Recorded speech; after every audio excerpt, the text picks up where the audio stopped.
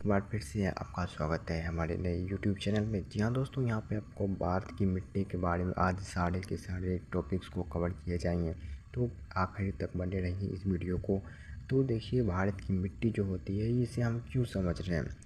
पहले ये सवाल आता है तो कि भारत की मिट्टी हर एक एग्ज़ाम के लिए बहुत ही महत्वपूर्ण टॉपिक है। चाहे आप किसी भी एग्ज़ाम को ले लीजिए, कंपटीशन एग्ज़ाम कोई क्यों न ले लीजिए या फिर वनडे एग्ज़ाम को ले लीजिए, भारत की मिट्टी बहुत ही ज़्यादा इम्पोर्टेंट टॉपिक है। तो आइए आज हम इस भारत की मिट्टी से टॉपिक को बारीकी से समझने की कोशिश करें। टॉपिक आता है आखिर मिट्टी है क्या और इसका निर्माण क्या हुआ है।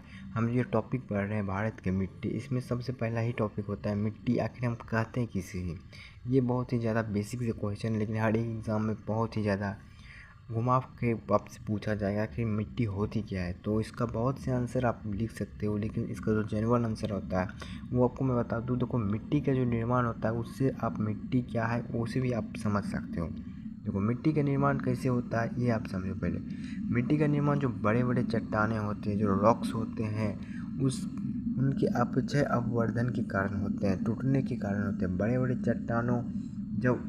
बड़े चट्टानों पर वर्षा की बूंदें गिरती है, तापमान जब वहाँ पे ज़्यादा रहता है तो तापमान ज़्यादा रहने से चट्टानें कमज़ोर होती है, और कमज़ोर चट्टानों पर जब वर्षा की बूंदें पड़ती है, लगभग सालों वर्षों ऐसी घटनाएं होती रहती है, तो इससे जो बारीक कण जो टूट टूट कर बनते हैं उसे ही मिट्टी कहते हैं। यानी कि हम एक तरह से कह सकते हैं कि बड़े बड़े चट्टानों की जो बारीक कण है उसे ही हम क्या कहते हैं, मिट्टी कहते हैं। जी हाँ, इस चट्टानों के बारीक कण को ही मृदा कहा जाता है, यानी कि मिट्टी कहा जाता है, जिसे आप लोग मिट्टी भी कह सकते हो।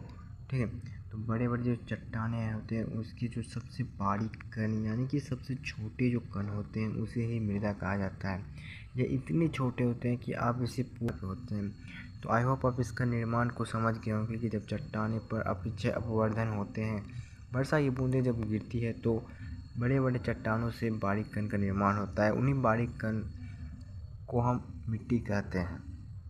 वही चीज़ यहाँ पर भी लिखा गया, यहाँ पर भी लिखा गया बड़े बड़े चट्टानों का जब अपक्षय अपवर्धन होता है। अपक्षय अपवर्धन का मतलब होता है जो चट्टानें होती है उसका टूटना, या चट्टानों का टूटना ही अपक्षय अपवर्धन कहलाता है। जलवायु की उपस्थिति में वर्षा की बूंदें, यानी कि देखिए, अब जब गर्म जलवायु जहाँ पे रहेगी वहाँ पे चट्टानें कमज़ोर होगी, और कमज़ोर चट्टाने पर जब वर्षा होगी तो वो बहुत ही जल्दी चट्टानों को तोड़ने का काम करेगा। आप इसका एग्जांपल इस तरह से ले सकते हैं कि अगर आप एक ईंट को बहुत दिनों तक खुले स्थान पर छोड़ देंगे तो वो देखेंगे कि आप ईंट का ऊपरी लेयर गायब हो चुका है, यानी कि सतह से वह कम होते होते जा रहा है ईंट। उसी तरह से चट्टानों के साथ भी यही चीज़ होता है। चट्टानें बारीक कणों में टूट जाता है, छोटे छोटे स्मॉल स्मॉल कणों में टूट जाता है।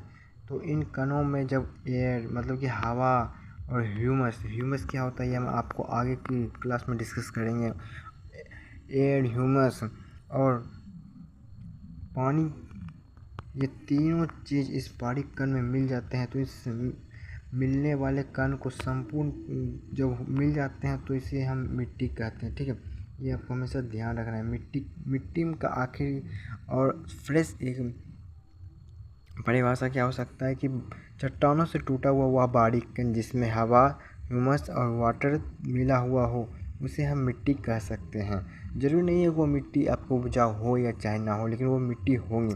जिस भी मिट्टी में ज़्यादा मिनरल्स होते हैं, ज़्यादा ह्यूमस होते हैं, वहाँ की मिट्टी उपजाऊ होती है। जहाँ पे कम होते हैं उसमें उपजाऊ नहीं होते, जिसे हम बंजर ज़मीन कहते हैं।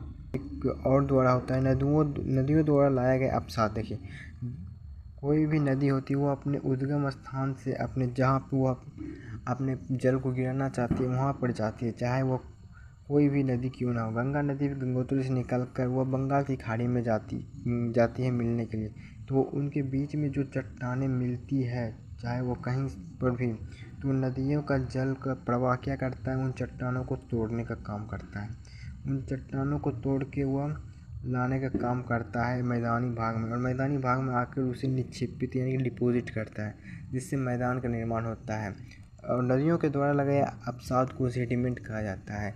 हम आगे एक तरह से देखेंगे भी कि एलुवियल सॉइल क्या होता है, जलोढ़ मिट्टी क्या होता है। जल के द्वारा लाए गए ढोके मिट्टी को ही जलोढ़ मृदा कहा जाता है। यह हम आगे डिस्कस करेंगे। अभी फ़िलहाल आप इतना जानो कि नदियों के द्वारा भी मृदा का निर्माण किया जाता है, मिट्टी का निर्माण किया जाता है। इसका जीता जाता उदाहरण है हमारे भारत का बहुत बड़ा भाग उत्तरी मैदान। अभी तक आपको पसंद आया होगा तो लाइक और चैनल को सब्सक्राइब कर देना। मिलते हैं अगले वीडियो में।